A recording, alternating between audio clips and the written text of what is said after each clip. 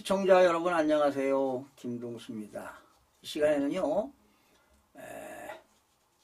헌법 65조에는 국회가 탄핵소추 의결권이 있습니다. 그럼 탄핵소추 의결권하고요, 또 헌법재판소에서 관장사항과 헌법재판소의 구성에 대해서 알아보는 시간을 갖도록 하겠습니다.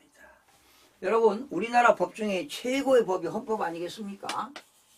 헌법 제65조 1항에서는요, 국회 탄핵소추 의결권이 있습니다. 국회 탄핵소추 의결권이 있어요. 국회는 대통령, 또 국무총리, 그리고 국무위원들, 중앙행정기관의 장들, 부처청이 되겠죠.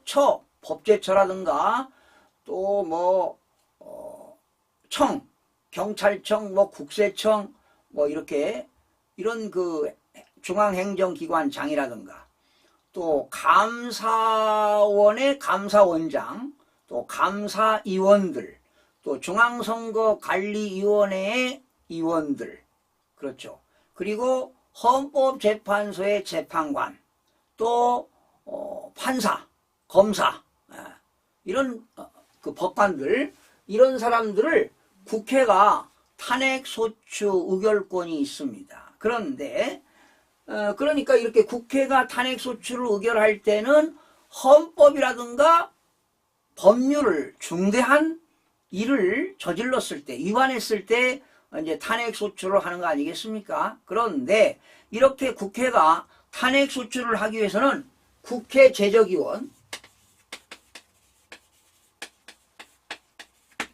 국회 제적의원이죠. 죄송합니다.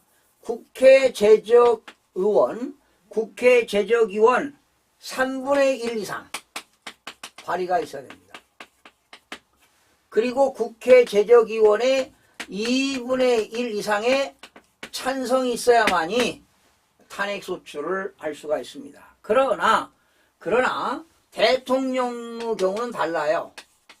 대통령의 경우는 국회 제적의원의 2분의 1 이상의 발의를 해야 되고요.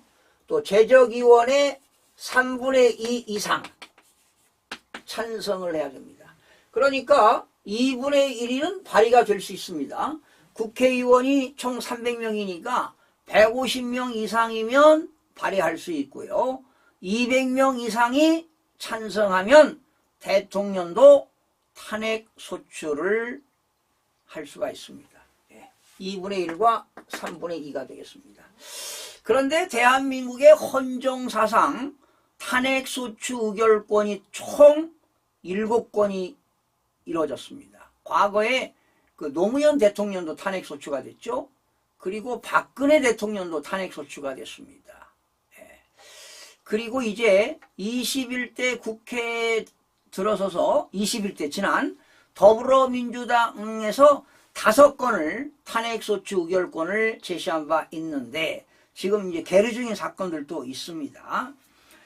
그리고 이렇게 탄핵소추 의결을 받게 되면은요, 헌법재판소에서 탄핵소추 의결이 있을 때까지는 그 권한이 정지가 된다는 것 알아두시기 바라고요.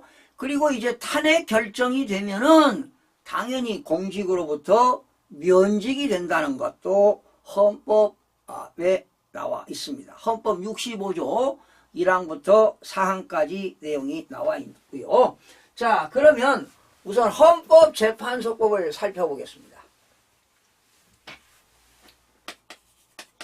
헌법재판소법입니다. 헌법재판소법 제3조에는 제2조인가요? 제2조에는 관장사항이 나옵니다.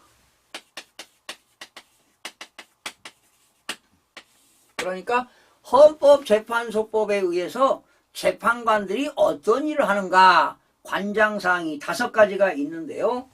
첫 번째는 법률의 이혼 여부 심판입니다. 법률의 위헌 여부를 심판한다. 법률이 위헌이냐 합헌이냐 위헌이냐 위헌 여부를 심판하게 되고요. 두 번째는 국회에서 탄핵소추를 의결하게 되면 탄핵의 심판입니다. 탄핵의 심판을 하게 됩니다.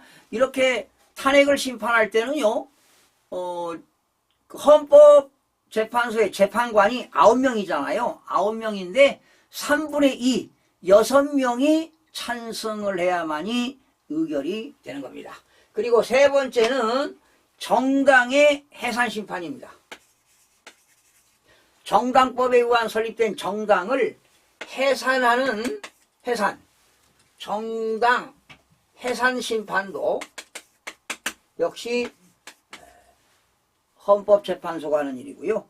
네 번째는 국가와 국가 간의 어떤 분쟁이 있거나 국가와 지방자치단체 어떤 분쟁이 있을 때, 또 지방자치단체들 간 상호 간에 분쟁이 생겼을 때 권한쟁의에 관한 심판입니다. 권한쟁의.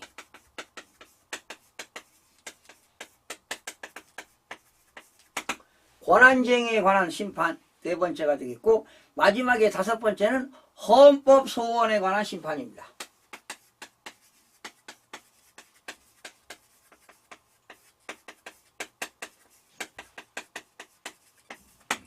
헌법소원에 관한 심판. 이 다섯 가지가 바로 헌법재판소의 관장사항이 되겠습니다. 그리고 제3조에는 구성이 나오는데요. 헌법재판소의 재판관은 9명으로 구성이 되고 있지요. 자, 그런데요.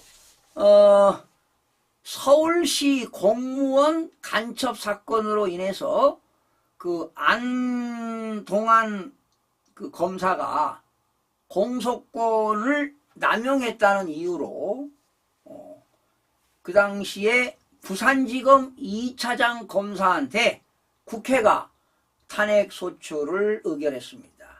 그래서 탄핵소추에 대한 심판을 어제 결정이 됐는데요. 헌법재판소에서 안 검사가 기각을 당했습니다. 기각이 됐습니다. 기각됐어요. 우리나라 이 검사 탄핵 사건에 헌법재판소가 판단을 내린 것은요, 헌정사상 처음 있는 일입니다. 안 검사가 최초로 처음 있는 일입니다. 이렇게 헌재의 기각 결정으로 처음부터 무리한 탄핵 소추를 하였다는 지금 지적이 나오고 있습니다. 그런데 이 헌법재판소에서 탄핵을 심판했는데요. 9명 중에서 기각을 시킨 사람은 5명이고요. 인용한 사람은 4명입니다. 그러니까 9명 중에 6명이 인용을 해야, 찬성해야 의결이 되는 건데요. 5명이 기각시켰고 4명이 인용을 했습니다. 자, 여러분, 이렇게 탄핵 심판이 인용되기 위해서는요, 그 직무와 관련해서 헌법과 법률을 위반해야만이 인정되는 거 아니겠습니까? 예. 그리고 그런 위반 행위가 파면할 정도로 중대해야 됩니다. 예. 그런데 기각시킨 5명 중에서 3명의 재판관은 안 검사가 법률을 위반한 사실이 없다. 기각시킨 5명 중에서 3명은 안 검사가 법률을 위반한 사실이 없다. 헌법과 법률을 위반한 사실이 없다라고 판단했고요. 2명의 재판관은 안 검사가 법률을 위반했지만 탄핵할 정도로 중대한 사안이 아니다. 법률을 위반했지만 중대한 사안이 아니다. 이래서 기각 의견을 냈습니다. 그러나 4명의 재판관은요, 법률을 위반했다. 법률을 위반한 중대한 사건으로 법률을 위반했기 때문에 4명은 탄핵소추를 인용한다. 결과적으로 안 검사를 파면시켜야 된다. 라고 인용을 했습니다. 여러분, 헌법재판소법에 의해서 공직자를 탄핵소추해가지고 파면을 하려면 재판관 6명의 동의가 있어야 돼요. 3분의 이상. 6명의 동의가 있어야 된다라는 겁니다. 6명의 동의가 필요한데, 결과적으로 뭡니까? 4명만 인용했기 때문에 기각이 된 것이다. 라는 겁니다. 아까도 말씀드렸듯이 우리나라는 헌정사상 탄핵소추 사건이 총 7차례 사건이 있었습니다. 노무현 전 대통령과 박근혜 전 대통령 탄핵 심판을 제외하면 21대 국회에서 5건이 있었습니다. 5건이 접수가 됐는데, 여러분, 임성근 전 부장판사에 대한 법관 탄핵소추는 부적법하다라는 이유로 각하를 시켰죠. 각하시켰습니다. 그리고 그 한남동 이태원동에서 그 사건이 있었죠. 이태원 사건으로 이상민 전 행정안전부 장관에 대해서도 국회가 탄핵소추를 했지만 헌법재판소에서 기각을 시켰습니다. 기각시켰습니다. 그리고 또 지금 헌법재판소에서 고발사주 의혹에 연루된 손준성 검사장, 그리고 비의혹을 받는 이정섭 차장검사에 대한 지금 탄핵심판 사건이 헌법재판소에서 계류되고 있습니다. 자, 그런데 안동안 검사에 대한 탄핵안 통과를 주도했던 더불어민주당은 앞으로도 탄핵소추권을 적극 활용할 방침으로 전해지고 있습니다. 여러분, 아까도 말씀드렸듯이 지금 대통령의 인기가 지금 추락하고 있지 않습니까? 이번 지난 21대 그 5월 28일 날 국회에서 4건을 또 거부권을 행사했단 말이죠. 특히 최상병 특검법도 거부권 행사했잖아요. 그런데 22대에서요, 더불어민주당이 박찬대 의원이 지금 원내대표 아니에요? 박찬대 의원. 여러분, 박찬대 의원이 그 인천 연수구인가 어디서 나오지 않았나요? 제가 해보니까 낙선됐더라고. 그런데 부정선거로 당선이 됐어요. 네, 정말 이거 기가 막힙니다, 이게. 네? 이 사람이 원내대표 된 거 아니에요. 그런데 경합된 것도 아니고 단독으로 나와가지고 이재명 대표가 밀어가지고 박찬대가 된 거예요. 그런데 이번에 박찬대 원내대표가 대표 발의해가지고요, 최상병 특검법을 22대 1호 법안으로 5월 30일 날 법안을 발의했더라고요. 170명이 박찬대 외 170명이 최상병 특검법을 발의했더라고요. 1호 법안으로. 그리고 지금 대통령 지지율이 떨어지니까 말이죠. 대통령까지 탄핵소추하겠다는 거 아니에요, 그들이. 이래서 되겠습니까? 이대로 나라가 제대로 돌아가겠냐고요. 여러분, 대통령 탄핵시키려면은요, 국회 제적위원회 2분의 1 이상의 뭐가 있어야 돼요? 발의가 있어야 되고, 제적위원회 3분의 2 이상이니까 300명 중에 200명 이상이 찬성해야만이 의결이 되는 겁니다. 지금 국민의힘이 비례대표까지 몇 명입니까? 108명이에요. 그리고 저쪽 거대 야당은 192명이라고요. 참 걱정이 많아요 지금. 그리고 지금 더불어민주당은 순수하게 171명 아니겠습니까?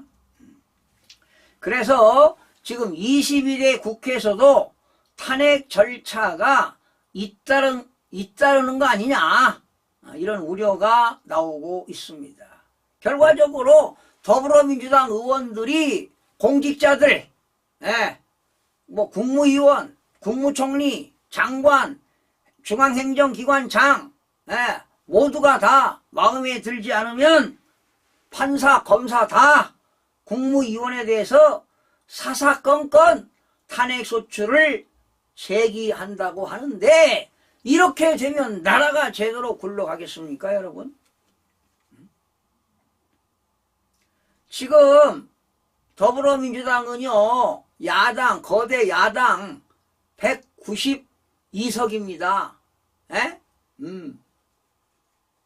정말 책임감을 가지고 국회를 운영해야 될 거예요. 이렇게 정치권 탄핵을 남발하게 되면은 어떤 일이 벌어지겠습니까? 국민들로부터 역풍을 맞을 수도 있어요. 그런데 문제는 뭐냐? 이 더불어민주당이 말이죠, 중앙선거관리위원회고 짝짝꿍 해가지고 부정선거가 이게 문제라는 거예요. 부정선거가. 국민의힘이요 169석 170석까지 지금 예상하고 있어요. 그런데 원래 제대로 선거했다면 그렇게 된다는 거 아니에요. 그런데 108석을 얻었단 말이죠. 무려 61, 2석이 낙선이 된 거예요. 만약에 이번에 정상적으로 부정선거를 안 하고 했다면 국민의힘이 170석으로서 국회를 안정적으로 국회뿐만 아니라 정부가 안정적으로 국정을 운영할 텐데, 부정선거했다는 거 아니에요. 대통령도 침묵하고 있어요 지금. 국민의힘 낙선자들도 당선자, 낙선자 모두가 침묵하고 있어요. 도대체가 뭡니까 이게. 그러나 이번 기회에 부정선거를 밝히지 못하면 대한민국은 완전히 침몰입니다. 침몰. 밝혀야 됩니다. 그래야만이 2026년도에 지방의회, 지방자치단체장 선거, 2027년도에 대통령 선거가 있는데요. 이번에 부정선거를 밝히지 못하고 이대로 간다면 대한민국은 완전히 전체주의로 간다는 것입니다. 그러면 나라 꼴이 어떻게 되겠습니까? 그런 미래를 생각하면 암울합니다. 정말 비통할 일입니다. 우리 손자들을 걱정스럽습니다. 저희들이 이제 살 만큼 살았잖아요. 지금 대통령의 그 지지율이 20% 초반까지 떨어지는데요. 아마 10% 후반까지 떨어지면 이게 다 조작이거든요. 이게 정상적으로 이게 볼 수가 없습니다. 아무리 보수들 중에 일부층이 대통령이 부정선거를 밝히지 못한다고 해서 이탈했다 하더라도 이렇게 추락할 수는 없습니다. 어쩌면 여론 조작일 수가 있어요.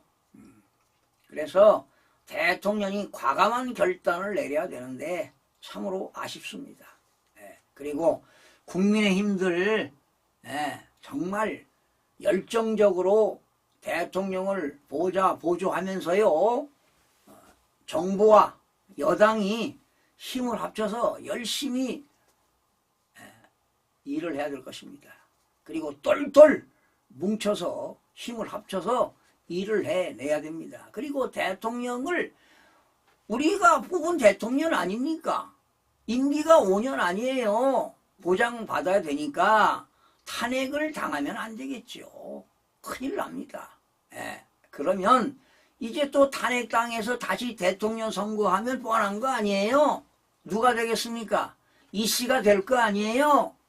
그렇게 되면 나라 꼴이 어떻게 되겠습니까, 여러분? 이번 기회에 부정선거를 밝혀내야 합니다.